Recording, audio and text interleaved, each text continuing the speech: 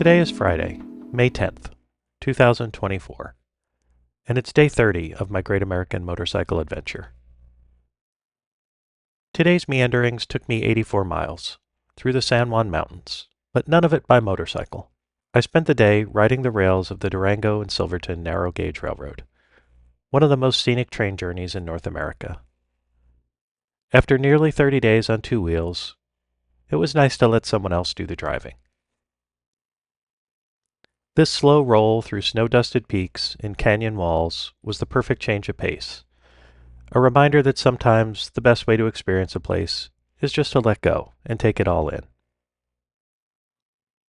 The train connects two historic mining towns, both forged in Colorado's silver boom. Durango was founded in 1880 by the Denver and Rio Grande Railway as a supply and transport hub.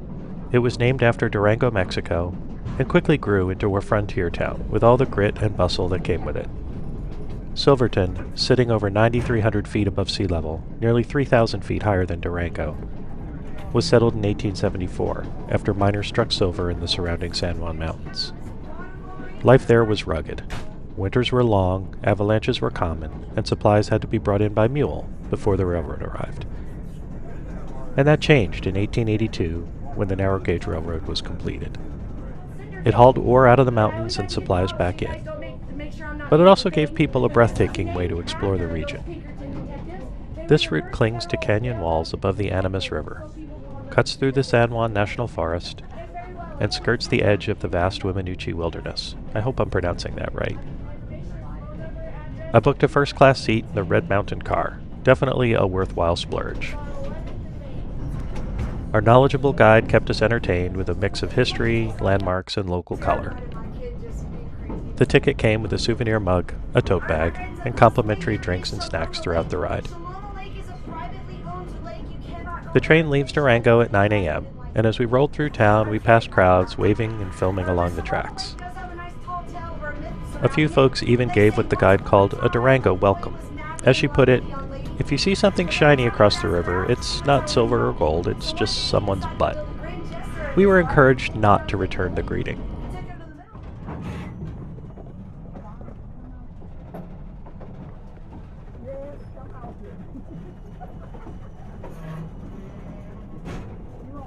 Over here on the side, we're right next to the rocks. You're not going to see, you're not going to be looking down in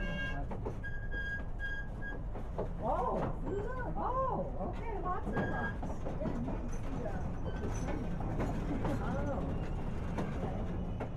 Oh, wow. Wow.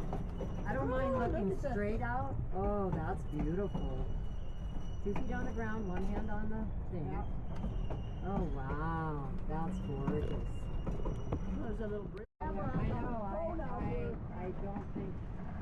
Because it's hard to hold the phone and press the button at the same time. Exactly. But that's gorgeous. Gorgeous.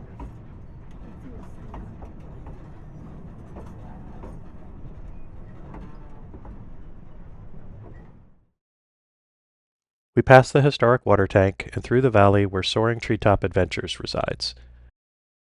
It's the largest zipline course in the country and is run by the family of an old high school friend. They partner with the railroad to bring in guests by train, but I was far too early in the season to give it a try.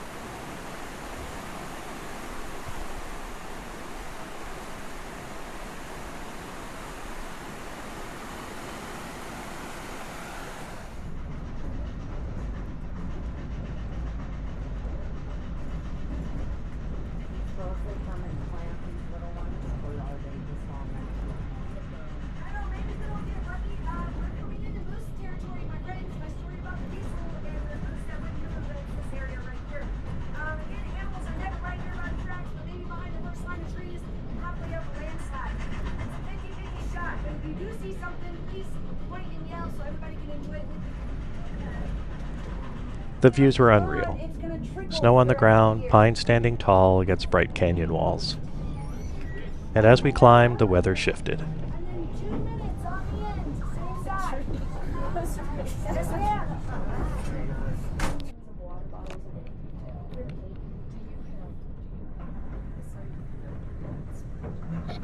That is our employee water, but if you would like some, I'll bring some. No worries, I'll get some and put them in here for you. No worries. Alright guys, here we go. Everybody look up. See it coming out. Oh, there. And then as we make a small curve just above the tree line in the bottom part. This is the most visited waterfall in Silverton because the county road ends right there and you just have to walk from the end of the road to here. Here comes the bottom part. Now, does that one stay running also along? Yes, sir. Unlike the other one that goes to a trickle. Correct. Okay. Both the first and this one go year round. Everybody say hello to Highway 550 for the first time since Rockwood, way up there. Underneath all that, well, what would be Loose Lakeside here is the old but new bridge. And then this will be the actual original bridge that we're coming in on now. One of those beautiful things that the When we pulled into Silverton, it was snowing. The streets were wet and muddy, and the town looked more like a frontier outpost than a tourist stop.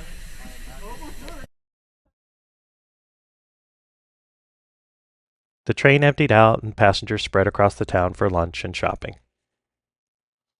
I had a Reuben at the Pickle Barrel, which is apparently the thing to have at the Pickle Barrel, and then I walked a few slushy blocks before heading back to the station.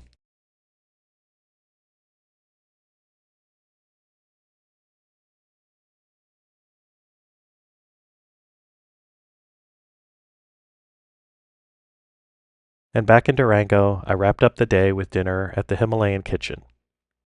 Marinated chicken, grilled to perfection, and served sizzling with fresh herbs and onions. Durango has some pretty good food.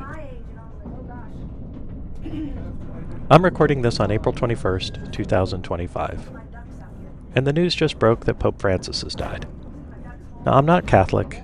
In fact, I'm not even religious. But world events like this give me pause. And so this quote from St. Augustine feels especially fitting today. The world is a book, and those who do not travel read only one page. So turn a page for yourself. See something new. Remember how big and beautiful the world really is.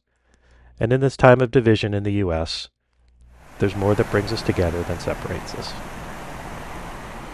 Tomorrow, if the weather breaks, I'm hoping to ride the legendary $1 Million Highway.